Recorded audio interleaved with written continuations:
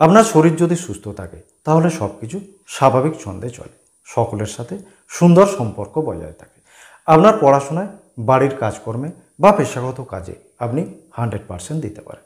এটা জানবেন আপনি ভালো আছেন বলেই আপনার প্রিয়জনরা নিশ্চিন্তে আছে। কিন্তু মাঝে মাঝে শরীর বিগড়ে যাওয়াটা স্বাভাবিক ঘটনা। তবে দেখা গেছে পুরুষদের তুলনায় মহিলাদের শারীরিক গঠন জটিল হয়, তাদের সমস্যাও বেশি।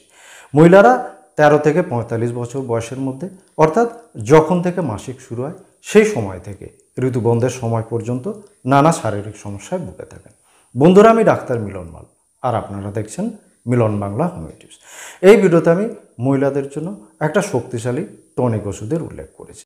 এই ওষুধটা 13 থেকে 45 বছর বয়সী মহিলাদের যেসব শারীরিক ও মানসিক সমস্যা দেখা দেয় সেই সব সমস্যায় দারুণ কার্যকরী। আর এই ওষুধটা হলো হ্যাপকোর মেনসল ফর লেডিসের। এটা একটা সিরাপ ওষুধ। এই সিরাপের কাজ কী এবং এই সিরাপ ওষুধটা কীভাবে সেবন করতে হবে তা জানতে হলে আপনাকে সম্পূর্ণ ভিডিওটা দেখতে হবে। চলুন তাহলে শুরু করা যাক আজকের ভিডিও। বয়ঃসন্ধিকাল থেকে মেয়েদের প্রজনন অঙ্গগুলো আস্তে আস্তে পরিণত হতে শুরু করে এবং মেয়েলি গঠন ডেভেলপ হতে শুরু করে। ডিম্বাশয়ে ডিম্বাণু তৈরি হয়, মাসিক শুরু হয় এবং 28 দিন অন্তর মাসিক হয়।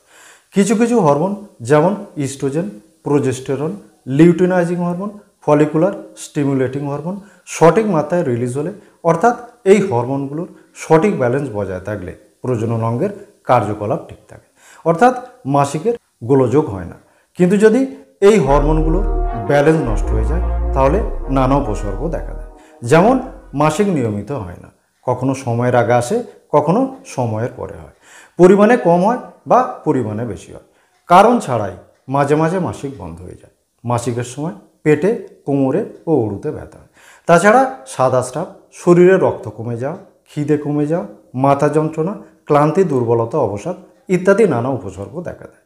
আবার ইয়ং মেয়েদের পলিসিস্টিক ওভারিয়ান ডিজিজের কারণে অনিয়মিত মাসিকের সঙ্গে মুখে, বুকে ও পেটে অবাঞ্ছিত লোম বের হয়, মুখে ব্রণ হয় এবং পরবর্তীকালে গর্ভধারণে জটিলতা দেখা যায়। তাছাড়া হাইপোথাইরয়েডিজম এবং হাইপার প্রোল্যাক্টিমিয়ার কারণে মাসিকের গোলযোগ হতে দেখা যায়। শুধু তাই নয়, মহিলাদের ঋতুবন্ধের সময় অর্থাৎ মেনোপজাল পিরিয়ডে ইস্ট্রোজেন ও প্রোজেস্টেরন হরমোনের ঘাটতির কারণে নানা জটিলতা দেখা যায়, যেমন অ্যাংজাইটি, ডিপ্রেশন, অনিদ্রা, অস্থিরতা, হাত ও পায়ের কাঁপুনি, মুখ চোখ গরম হয়ে থাকা ইত্যাদি। তাছাড়া এই সময় ক্যালসিয়ামের ঘাটতির কারণে জয়েন্টে ব্যথা হয় এবং হাড়ের ক্ষয় হয়। মহিলাদের বয়ঃসন্ধিকাল থেকে ঋতুবন্ধের সময় পর্যন্ত, অর্থাৎ 13 থেকে 45-এর মধ্যে দেখা দেওয়া এইসব উপসর্গ মেনসল সিরাপ দূর করে। তাই আমি আপনাদের পরামর্শ দেব, আপনাদের যদি এইসব সমস্যা থাকে তাহলে নিশ্চিন্তে এই সিরাপটা ব্যবহার করতে পারেন। মহিলাদের এইসব সমস্যায় সবচেয়ে বেশি ব্যবহার করায় এই সিরাপ। মেনসল সিরাপ নিয়মিত কিছুদিন সেবন করলে শরীরে হরমোনের ব্যালেন্স ঠিক হবে, জরায়ু ও ডিম্বাশয় পুষ্ট হবে, অনিয়মিত মাসিক নিয়মিত হবে, অল্প মাসিক হওয়া বা প্রচুর পরিমাণে মাসিক হওয়ার সমস্যা স্বাভাবিক হবে, মাসিকের সময় কোমরে, উরুতে বা পেটে ব্যথা হলে তা কমে যাবে এবং অ্যানিমিয়ার সমস্যা থাকলেও তা দূর হয়ে যাবে। এছাড়াও আরও যেসব উপসর্গ দেখা যায়, যেমন সাদা স্রাব, মাথা যন্ত্রণা, মাথা ঘোরা, গা বমি করা, দুর্বলতা, খিদে কমে যাওয়া, অ্যাংজাইটি, ডিপ্রেশনও আস্তে আস্তে ঠিক হয়ে যাবে।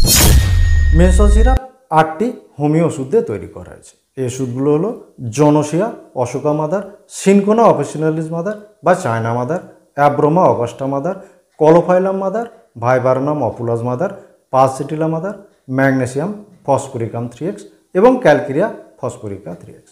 মহিলাদের প্রজনন অঙ্গের উপর এই ওষুধগুলোর স্পেসিফিক অ্যাকশন আছে, তাই এই ওষুধ সেবন করলে মহিলাদের প্রজনন অঙ্গ সংক্রান্ত সব ধরনের সমস্যার উপশম হবে। এবার এই ওষুধগুলোর কাজ সম্পর্কে খুব সংক্ষেপে আপনাদের জানাব।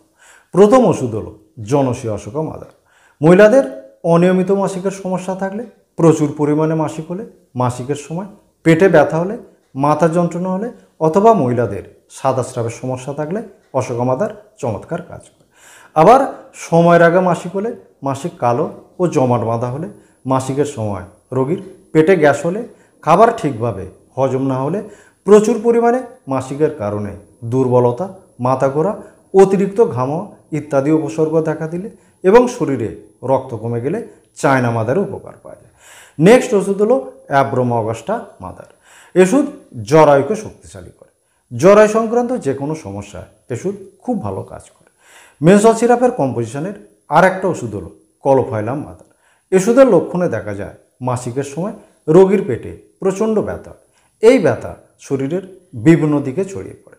ওষুধে মাসিক স্রাব, সাদা স্রাব প্রচুর পরিমাণে। মাসিকের সময় রোগীর গা বমি করে।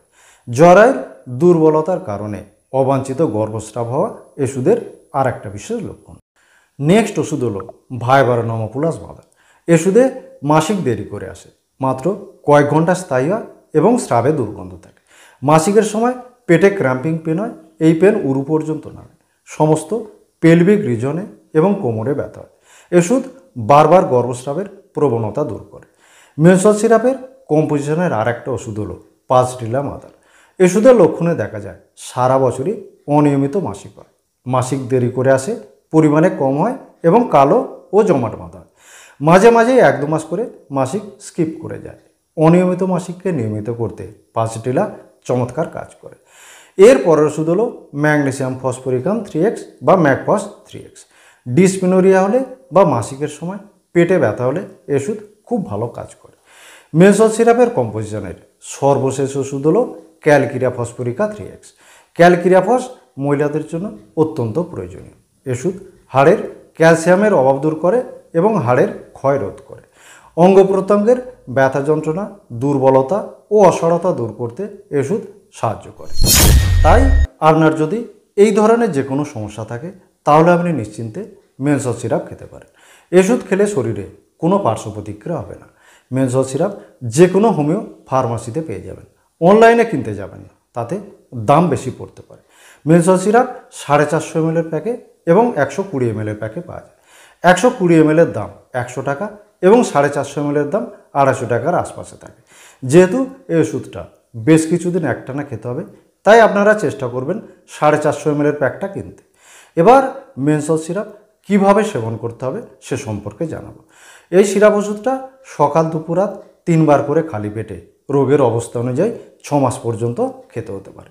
প্রতিবার হাফ কাপের একটু কম জলে 1 চা চামচ মেনসল সিরাপ দিয়ে ভালো করে গুলে নিয়ে তারপর খাবেন। ওষুধ খাওয়ার আধ ঘন্টা আগে থেকে ওষুধকে আধ ঘন্টা পর পর্যন্ত কিছু খাবেন না, এমনকি জলপানও করবেন। বন্ধুরা, আজ এই পর্যন্ত। ভিডিওটা ভালো লাগলে একটা লাইক করবেন, চ্যানেলে নতুন হলে চ্যানেলটা সাবস্ক্রাইব করে পাশে থাকা নোটিফিকেশন বেলটা অল করে দেবেন। আপনার মতামত কমেন্ট বক্সে অবশ্যই জানাবেন। ভালো থাকবেন, সুস্থ থাকবেন। নমস্কার।